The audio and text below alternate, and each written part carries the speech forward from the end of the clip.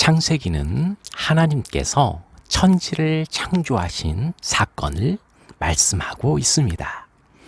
창세기의 천지 창조는 총 7일간의 여정이 기록되어 있는데 태초에 하나님이 천지를 창조하시니라 라는 말씀으로 시작하고 있습니다.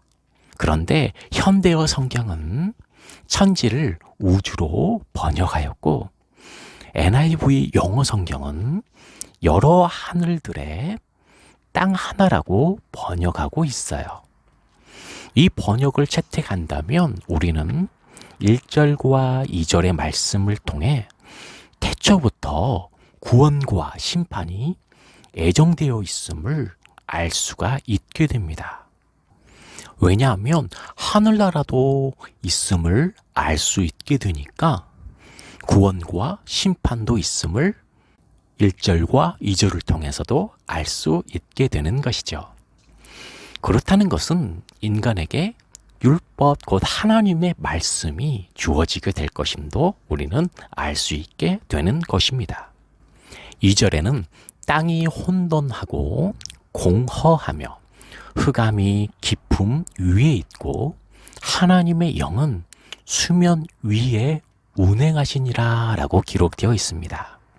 하나님께서 하늘들과 땅을 만드실 당시에 세상은 칠흑 같은 어둠으로 덮여 있는 상태에서 물로 덮여 있었습니다. 땅이 물로 덮여 있었기 때문에 하나님의 영이 수면 위에 운행하셨다라고 기록되어 있어요. 이것은 마가복음에서 예수님께서 물 위로 걸어오신 장면을 떠오르게 합니다. 그런데 아무것도 보이지 않아 온 주위가 캄캄했어요. 아무것도 보이지 않는 그 순간에 필요한 것은 바로 빛이라는 것을 알 수 있습니다.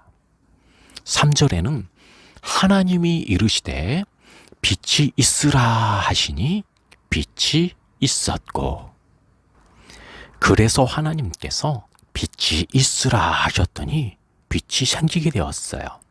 하나님께서 빛을 낮이라 부르시고 어둠을 밤이라고 부르셨습니다. 그렇게 밤이 지나고 아침이 되니 첫째 날이 지나간 거예요. 빛은 밤을 지나가게 하고 아침을 힘있게 만들어내는 둘째 날을 부르는 창조가 됩니다. 6절에는 하나님이 이루시되 물 가운데에 궁창이 있어 물과 물로 나뉘라 하시고, 둘째 날은 하늘에 있는 궁창이라고 하는 창공이 필요했습니다. 하나님께서 궁창을 만드실 때에는 단순히 물의 이동으로 만드셨습니다. 하늘이 있어야 할 공간을 물을 옮기심으로 공간이 만들어지게 되었는데 그 궁창 사이로 위에는 수증기, 아래는 바다로 나뉘어지게 되었습니다. 물의 흐름만으로 공간이 위아래로 갈라져 궁창이 생기게 된 거예요.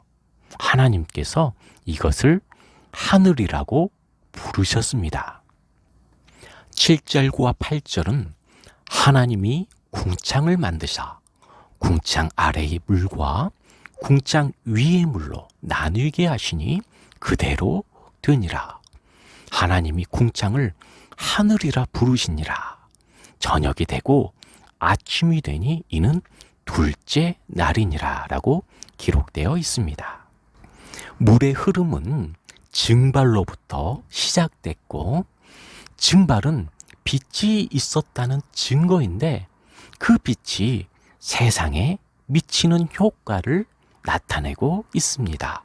그렇다면 물이 증발하고 더 강한 빛으로 육지가 건조된다면 어떤 일이 일어나게 될까요? 9절에는 하나님이 이르시되 천하의 물이 한 곳으로 모이고 묻이 드러나라 하시니 그대로 년이라 라고 기록되었어요. 셋째 날은 묻이 드러남으로 천하의 물이 한 곳으로 모이게 됩니다. 빛이 물을 증발시키니까 육지가 드러나게 된 거예요. 아무리 물이 많아도 빛을 계속 비추게 되면 육지는 드러나게 됩니다. 육지가 수면에 드러나게 되면서 물은 주변으로 밀려났습니다. 물은 자연스레 한 곳으로 모여지게 되었고 육지와 바다의 세상으로 나누어지게 되었습니다.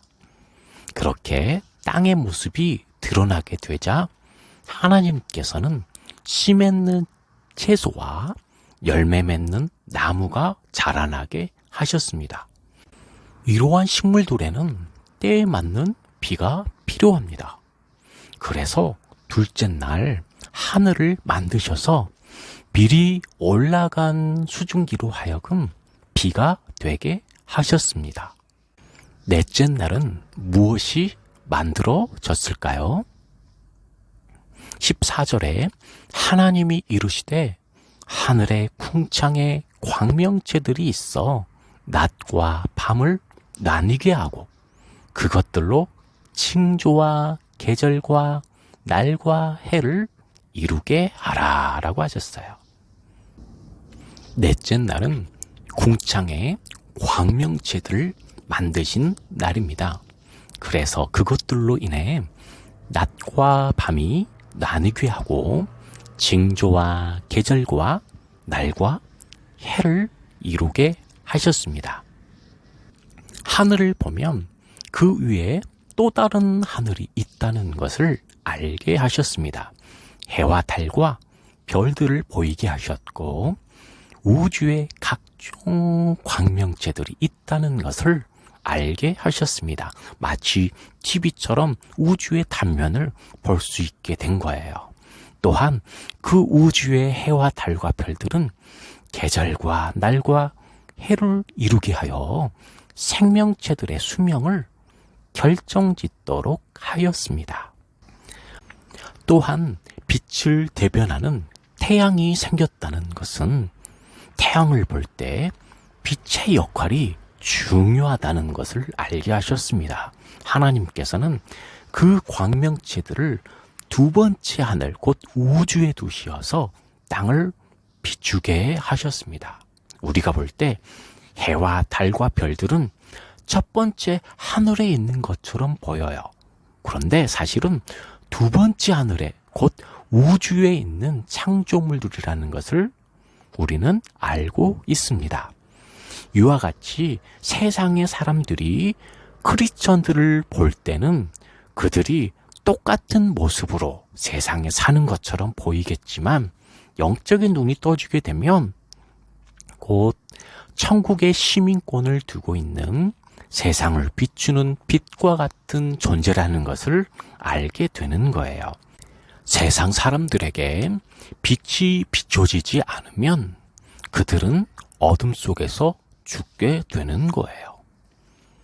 넷째 날은 해와 달과 별들을 통해 이 세상에 시간을 만드신 날이라는 것을 생각해 봐야 돼요.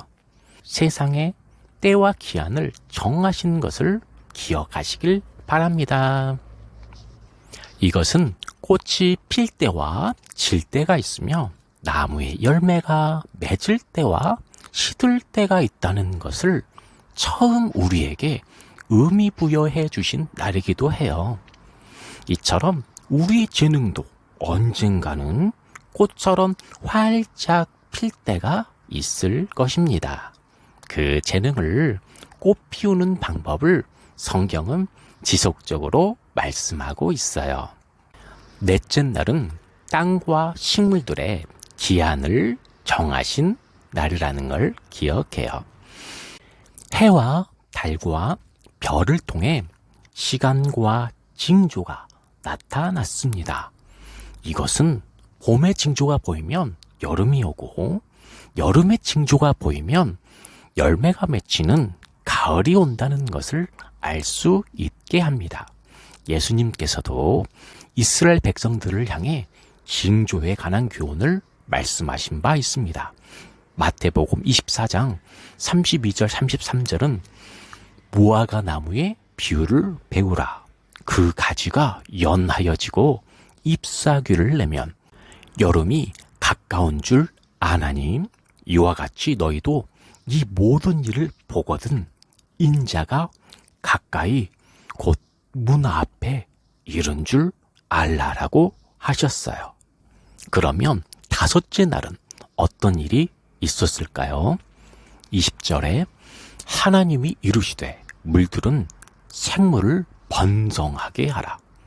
땅 위 하늘의 궁창에는 새가 나르라 하시고, 다섯째 날은 하늘의 새와 바다의 물고기를 만드신 날입니다. 이미 넷째 날 계절과 기한이 정해졌기 때문에 시간이 지나도 모든 생물이 넘치지 않을 만큼 무한 반복 환경에서 하늘과 바다의 새와 물고기를 채우셨습니다. 물과 관련된 곳들 곧 하늘과 바다에 채워지게 됩니다. 그럼 여섯째 날은 무엇이 창조되었을까요? 24절은 하나님이 이르시되 땅은 생물을 그 종류대로 내되 가축과 기는 것과 땅의 짐승을 종류대로 내라 하시니 그대로 되니라 라고 기록되었고, 27절과 28절은 하나님이 자기 형상 곧 하나님의 형상대로 사람을 창조하시되 남자와 여자를 창조하시고 하나님이 그들에게 복을 주시며 하나님이 그들에게 이루시되 생육하고 번성하여 땅에 충만하라. 땅을 정복하라. 바다의 물고기와 하늘의 새와 땅에 움직이는 모든 생물을 다스리라 하시니라 라고 기록되었어요. 여섯째 날은 땅의 모든 생물을 창조하시고 가축과 짐승과 곤충과 벌레와 같은 것들을 창조하시고 이 모든 것을 다스릴 사람을 창조하셨습니다. 그리고 그들에게 이르시되 땅에 충만하라. 땅을 정복하라. 바다의 물고기와 하늘의 새와 땅에 움직이는 모든 생물을 다스리라 하시며 모든 조류나 동물보다 높은 지능을 갖게 하셨어요. 동물들에게는 강한 힘으로 약한 것을 제어하게 하셨고 인간에게는 힘보다 강한 지능으로 다스리게 하셨는데 역사를 봐도 힘보다 강한 것은 지혜와 지능인 것 같습니다. 그렇게 넷째 날 궁창에는 광명체로 채우시고 다섯째 날은 하늘과 바다에 채우시고 여섯째 날은 육지에 필요한 모든 것을 채우셔서 인간으로 하여금 그것을 다스리게 하셨습니다. 그리고 마지막으로 하나님께서는 일곱째 날을 안식하셨으며 그날을 복되게 하시고 거룩하게 하셨습니다. 그럼 이제 정리해 보겠습니다. 첫째 날은 천지를 창조하셔서 어둠 가운데 빛이 있게 하셨습니다. 그리고 둘째 날은 땅이 물로 덮여 있었기 때문에 물의 흐름으로 궁창을 만드셔서 궁창 위에 있는 물과 궁창 아래에 있는 물로 나뉘게 하셨습니다. 셋째 날은 보다 더 따사로운 햇살로 육지가 드러난 사건입니다. 그래서 그 마른 땅에는 씨 맺는 채소와 식물이 자라나게 되었으며 첫 번째 심판 후에 이 사건이 반복되어지기도 했습니다. 넷째 날은 궁창에 이 빛을 대변하는 광명체를 만드셔서 징조와 계절과 날과 해를 이루게 하셨습니다. 넷째 날부터는 광명체를 통해서 때와 기한 그리고 무한 반복 현상이 나타나게 하셨습니다. 이제 형태가 다 갖춰졌으니까 채우기만 하면 되겠지요. 다섯째 날은 물과 관련된 하늘과 바다의 모든 새와 물고기들을 충만하게 하셨습니다. 두 성질이 비슷한 것처럼 하늘과 바다의 색깔도 비슷합니다. 여섯째 날은 땅과 관련된 모든 생물을 지으시고 마지막에 사람을 창조하셨습니다. 그리고 일곱째 날은 안식하셨습니다. 이제 원리를 알았으니 연상을 통해 떠올려 보도록 하겠습니다. 연상을 하실 때는 첫째 날부터 넷째 날까지는 빛을 기준으로 원리를 생각하시면 되겠습니다. 그리고 다섯째 날과 여섯째 날은 채우는 날이라는 것만 기억하면 되겠습니다. 항상 물이 먼저고 땅이 나중이라는 것 기억하시죠? 그럼 시작해 보겠습니다. 창조된 우주가 너무 캄캄했습니다.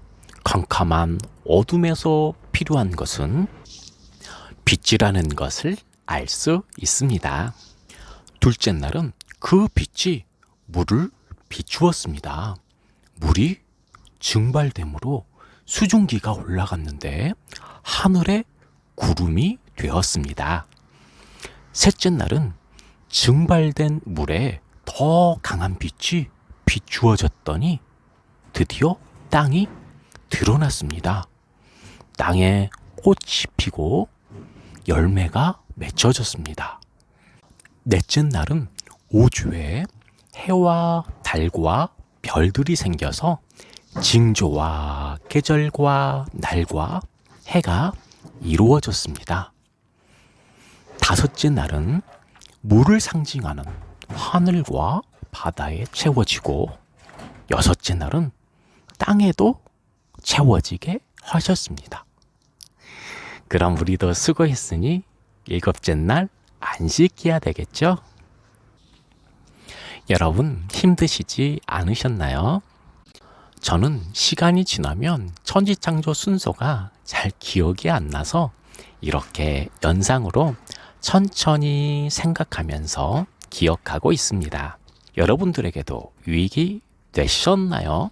그렇다면 구독과 좋아요 부탁드리겠습니다. 그럼 오늘 하루도 주님 안에서 평안하시기를 바랍니다. 모두들 바이바이.